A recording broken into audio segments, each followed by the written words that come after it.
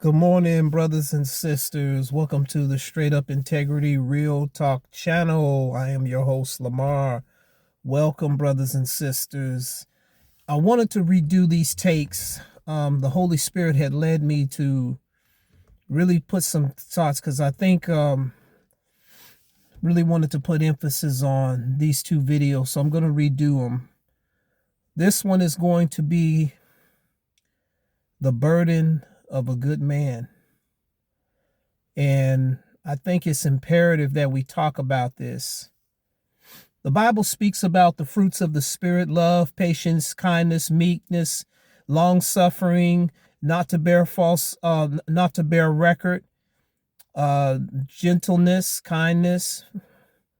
Those are the attributes of the fruits of the Spirit. And these attributes of the fruits of the Spirit also should be implied into the men. But nowadays, I'm going to tell you what is really happening and what has been happening for, I guess, I would say the last 30, 40 years. We televise, we celebrate cheating, lying, debaucherous, drama, who didn't do this right, who's a hypocrite. We celebrate the worst examples of what a father should look like, a son should look like, a husband should look like, a grandfather, uncle. We talk about the men that raped. We talk about the pastors who cheat and lie and cheat on their wives. We talk about the worst types of examples of men, and we publicize it. We online talking about how men don't this and don't do that. We're online talking about how these men ain't stepping up and being fathers. We talk about how these pastors are out here cheating and lying and stealing. That is true. All of this is true. What we don't want to talk about and what we don't want to acknowledge is the men that are being faithful men, and the men that are helping their moms, the men, these fathers, these men that are stepfathers that come in and take care of other men's children. We don't talk about that. And if we do talk about it, it's in a way that it's like, okay, that's what they're supposed to do. That way, I don't have to give reverence to this. So if I make everything seem negative, it makes one side seem more better. And this is the problem when we polarize, when we glorify the debauchery of the worst examples of men in this society, in church, in school, in the workplace, in relationships, in family. When we celebrate, and I say it like this because we always talk about it.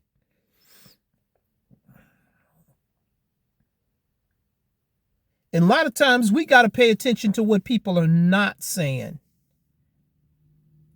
How you a married woman getting online talking about how bad men are, but you ain't talking about how good your husband is. You ain't telling me how he's kept you where you don't have to work. How come you ain't talking about how come your son ain't been out here after the way you didn't cheat, raise him right, and you abused him? He still grew up with a school, starting his own business. He grew up and he had his own skill, still kept his mind, still kept his integrity. How come we not talking about that?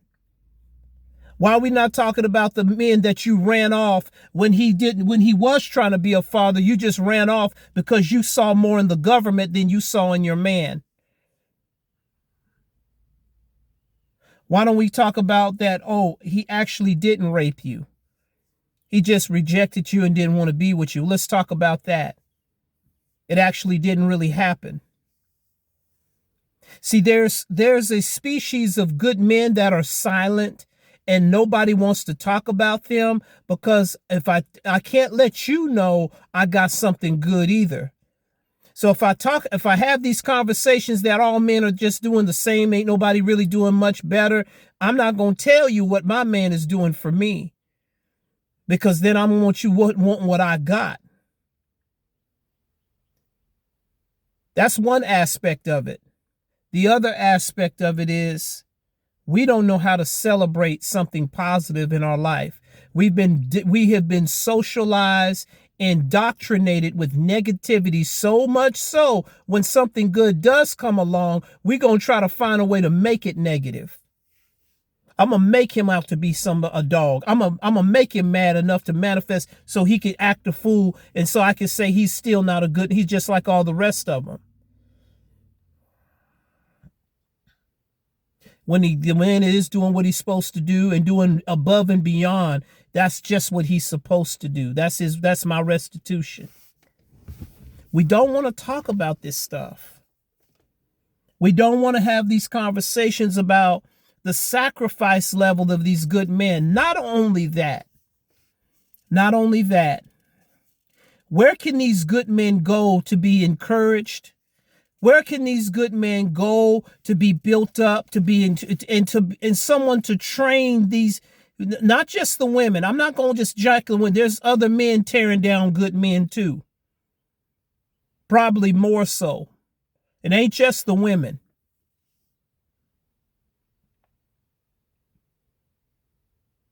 Brother trying to avoid getting in trouble, avoid fights. Man, you here to be a man and man up. This one right here ain't got a job. He's in and out of jail. He's in trouble. And he gets a lot of attention because of his way he lived. The guy that's always doing the right thing. Think of this in school. Who's more popular in school or in college? The guy that's acting a fool, the guy that's got all the popularity. And why is he popular? Because of his craft or his skill. He got all the attention. See, you want to be the type of man that doesn't get attention but has character.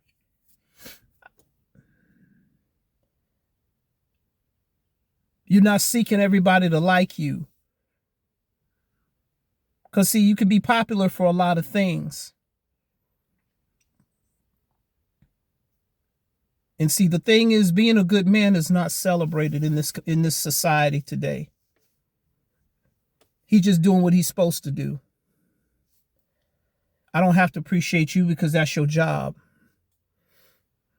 I don't have to say good job, honey, I'm proud of you, or hey man, I'm not just saying this. When you brothers have a good friend, a good brother, you got somebody that's a good brother or a good friend in your family, a good uncle, celebrate those men.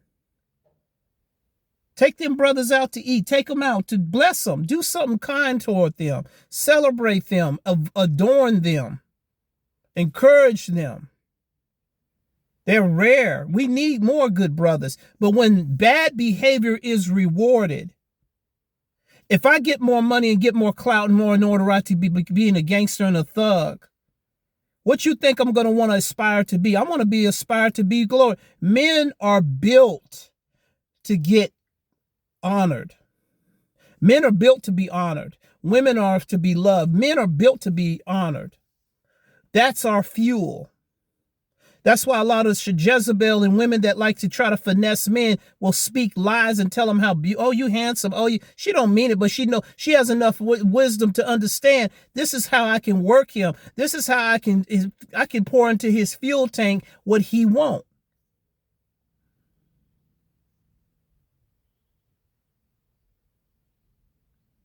You get some of these people, you got them on your job, got this good brother on your job. He works overtime. He'll do when everybody else call off, he'll show up early. He'll stay late. He'll sacrifice his days off. When he put in vacation time, he'll work those hours, taking time away from himself and his health and his family so he can be there. Y'all take advantage of those good men, work them to death.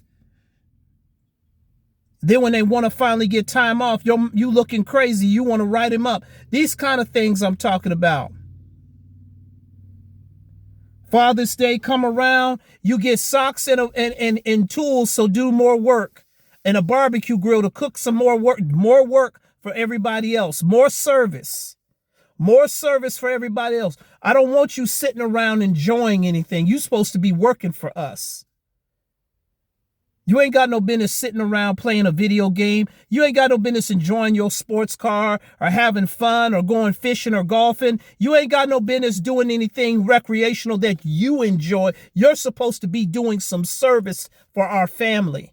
You ain't got no business enjoying anything. How dare you? This is the attitude. While I go on trips, while I go with me and my girlfriends, while me and my buddies and my schoolmates go, and daddy, can you give me the keys? Can I borrow the car? Daddy, I need, honey, I need, son, I need, uncle, I need. We never consider what we can do to pour into these men.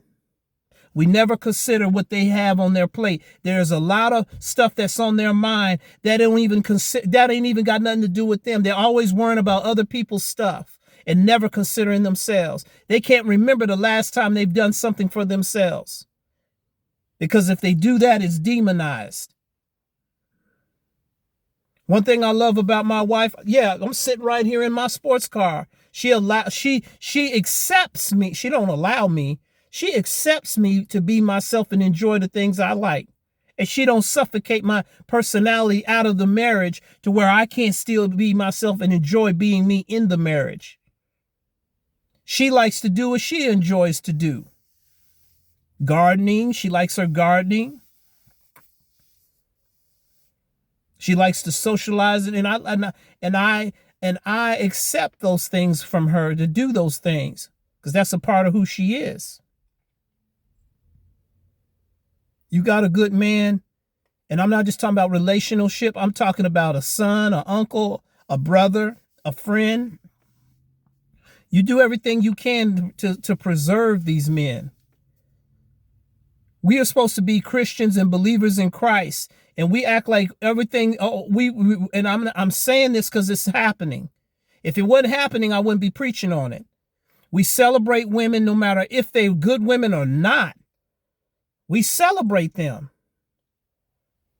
Good man is like he's not affirmed on any level. Because that's what he's owed. See, we think love is unconditional, and we think respect is earned. And see, we're finding out in our class, I'm finding out, no, respect is also unconditional. If you love somebody, you don't respect somebody, oh, you got to earn my respect. No. That's not how that works. Especially in a marriage. Especially in a marriage. How you going to earn your marriage? You married me. We made vows. God said to obey your husbands and husbands love your wives. That ain't condition. That's off the table. That's a command. That's a demand. This ain't no feel like it. This ain't no feel like it covenant. It's hard. It's challenging, and that means they both have to be doing the same. They both have to be obedient. I gotta love my wife. My wife submits, and I'm going. And that's it. Works hand in hand. We don't celebrate our brothers. We don't celebrate our grandfathers. You know, and it's sad. I see so many men that pass away and die, and all these ladies in the family scoop up all their little stuff, sell his stuff away, and forget about him. He ain't did nothing. This man has lived his whole life to take care of this woman and his family, and they just throw him like he didn't mean nothing to them.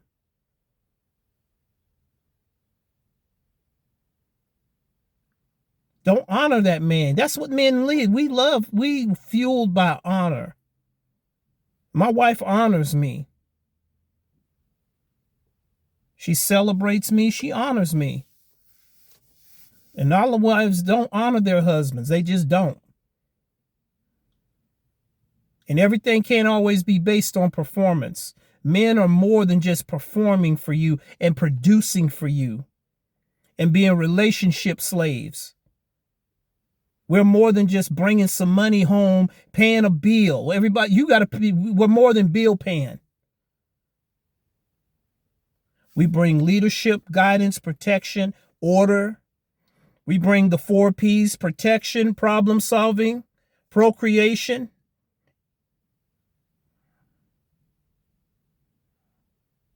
We bring all those 4 P's to the family. We're more than just we're more than just somebody to do for you. We're not butlers.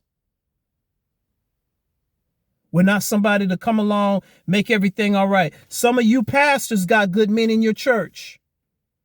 This man is the one making all the arrangements. He's the first one setting up the chairs. When some arrangement happens, he's the first one making sure everything is done.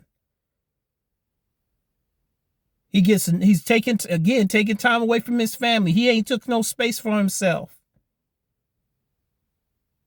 You're always putting all the burden of the church on top of him because he's faithful, so you'll take advantage and burn him out.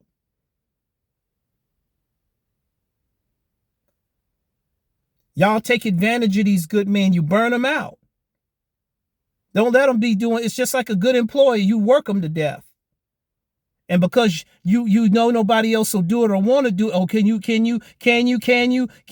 And sometimes, good brothers, a lot of times you need to just say no. No, I can't do it, bro. I'm busy. I can't. I'm busy. What you got to do? Don't worry about what I got to do. I'm busy. That means family members too. No, I can't take you and give you a ride. Your mental health, your spiritual health is vitally important.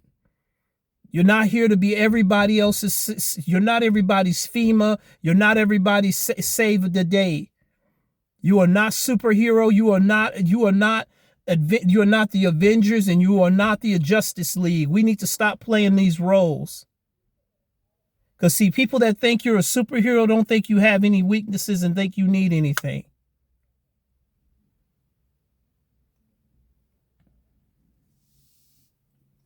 And it's hard for them to humanize you where you feel like, what do you need? Are you okay? People don't think about us like that. Do for me. Help me. I need. Can you do it? I need you here.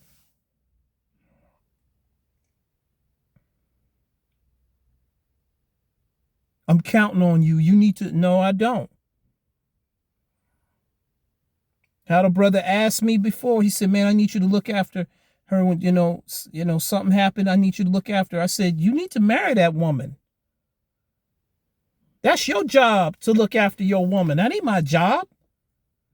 I got a wife and a family. What is wrong with you? That's your position. People love to put their stuff on good men because they don't want to do the work themselves. So they'll try to push it out on us and make us feel it's our job because we're good, decent men. That is, we're supposed to fix everybody's stuff. No, sir. No, ma'am. No, sir.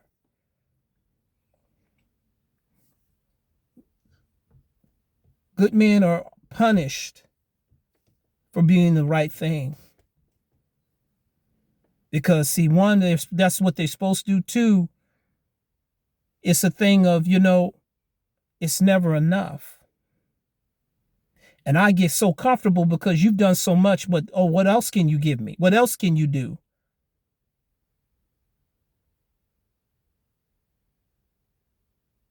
It's like second nature. It's just let him, he gonna do it.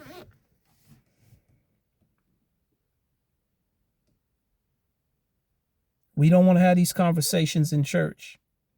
Because, see, now I have to reevaluate. You got a good man that's been faithful, ain't stepped out on you. And good men ain't perfect. Good men make mistakes. But what a lot of folks will do is use the flaws to disqualify giving him the honor. I don't have to honor you now because back in 1987, you did this to me. So now I'm going to make you serve a sentence of dishonor, keep you always giving me community service in the relationship so you never hit the principle, and I'll always have something over you to hold you as a relationship slave. You'll never feel redeemed. I'll never redeem you from it. I'm going to always bring it up. But just when you think you're getting redeemed, I'm going to bring it up. You remember?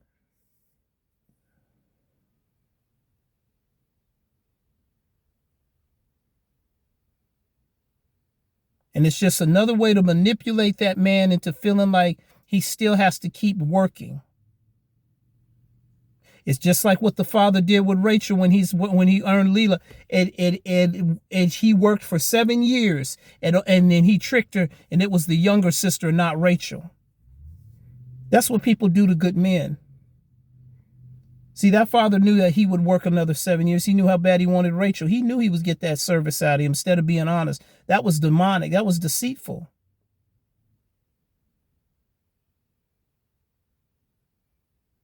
And see, we like to play these little games with good people because we think that they should do it anyway, or how can we capitalize on these guys?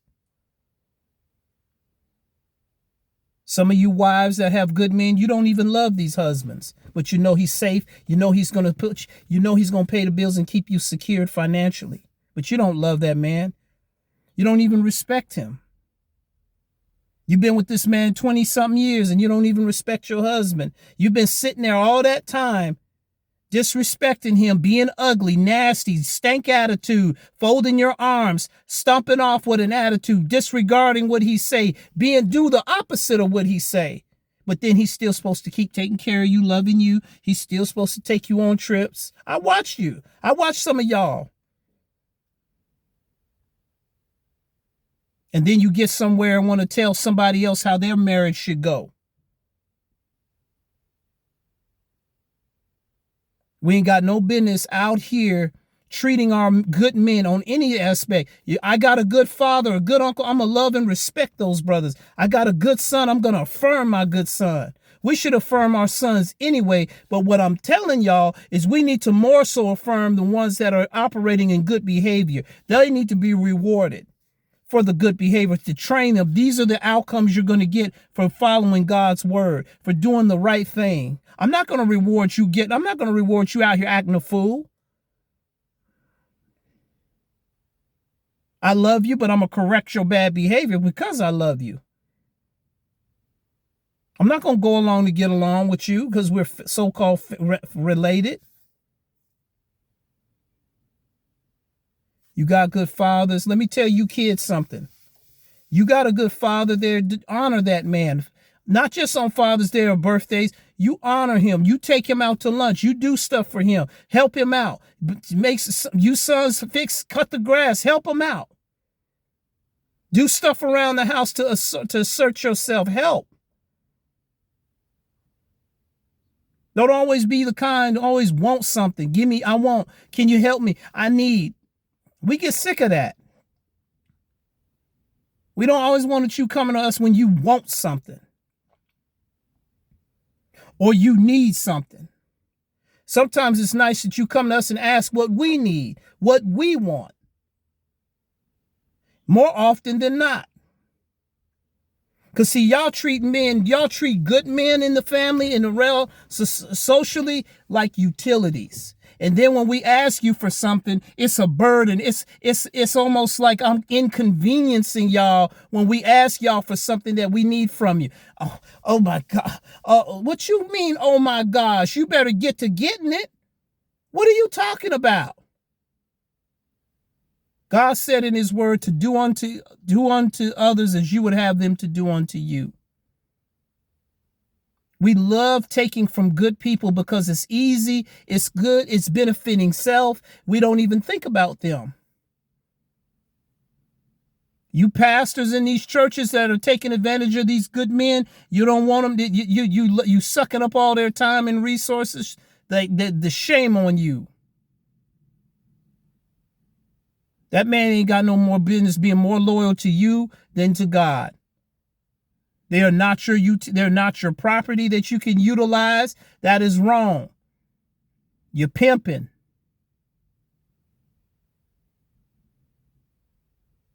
Tell these old greedy pastors you want money, get a job and go to work. Out here acting a fool, hustling and fleecing the flock. You want a job, you want money, work.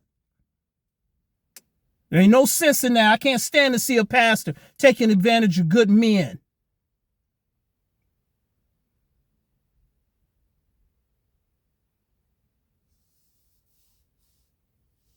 Lazy, greedy dogs. We need to learn how to treat precious men that are good because they're so different. We emphasize so much on the negativity of men.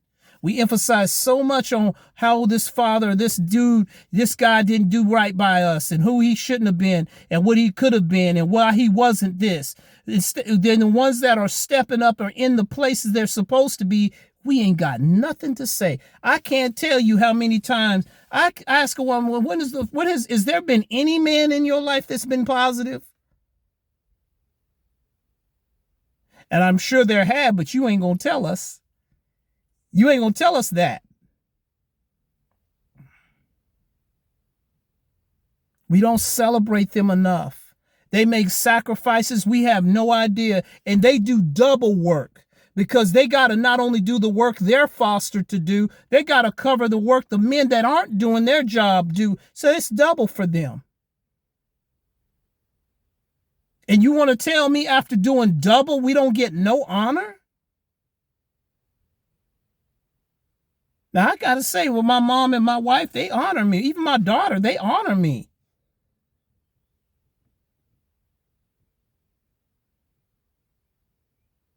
Plus, two, you got to be an honorable man. Every man ain't a good man out here. He's do some good. I'm good. Good to who?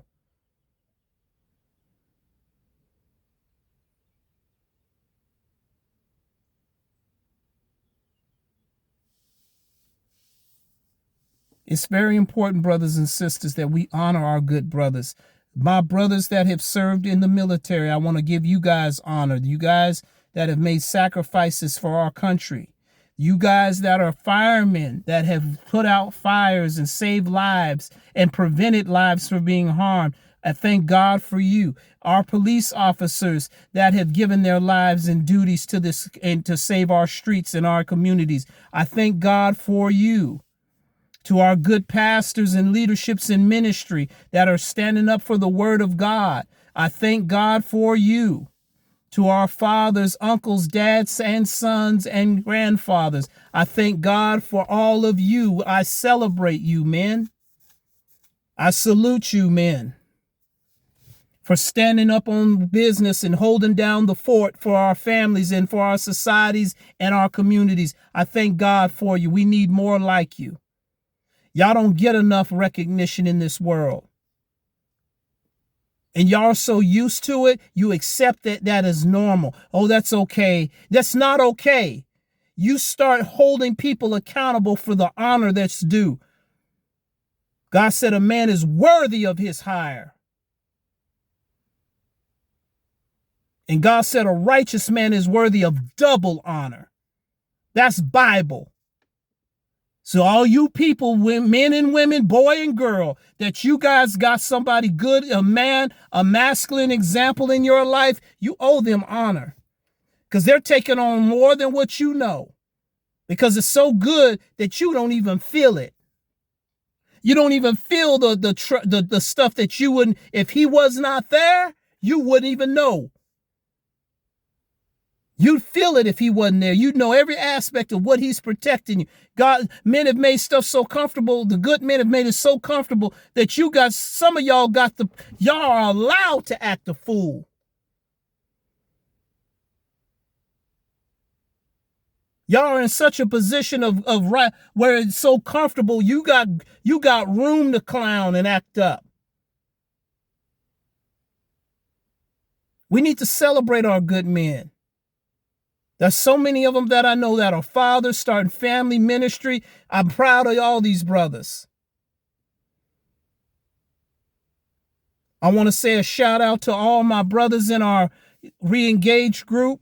Those are strong, godly men. I want to say a shout out to Kevin and his lovely wife. Shout out to Brother William. I want to say a shout out to Brother Timothy. That's my brother in Christ. I want to say a shout out to a lot of my brothers.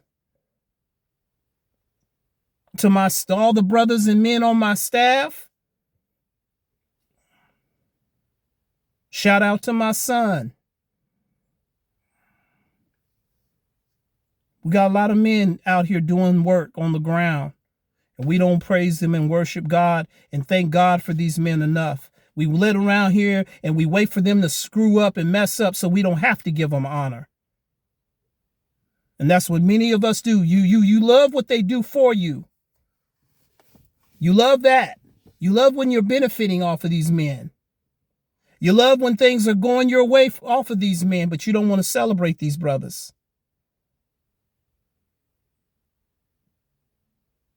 It's hard carrying the weight of a whole life of other people's mistakes. And you got to step up and counter. You got to come in and facilitate that.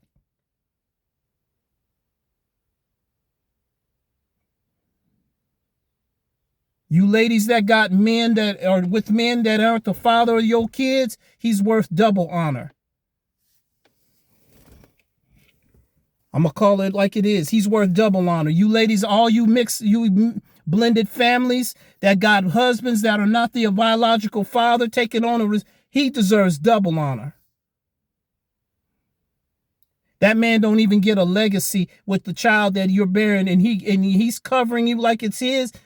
That's not a right you get. That's not just something you're owed.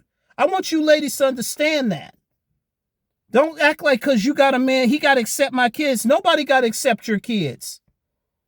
Nobody got to accept your children. That is right. That's what's so beautiful about it. They chose to accept your child.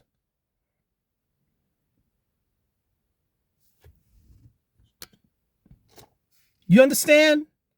So let's knock this stuff off. This stop acting all this entitlement. Nobody got to do nothing for your kids. If he love your children, that is a blessing. That is a gift. That is not a right. I want this to be good for all you mixed blended families that got kids, got a man, and that ain't their natural father, and vice versa. We got to start acting like something is due to us. Man taking on that, a woman taking on a man's child from another woman, that is a gift from God. Thank y'all for watching. God bless you. And remember, you got a good man, a good relative in your family, honor them, love them, support them, help them, bless them, pray for them, encourage them. God bless you. We'll be doing some more videos for you.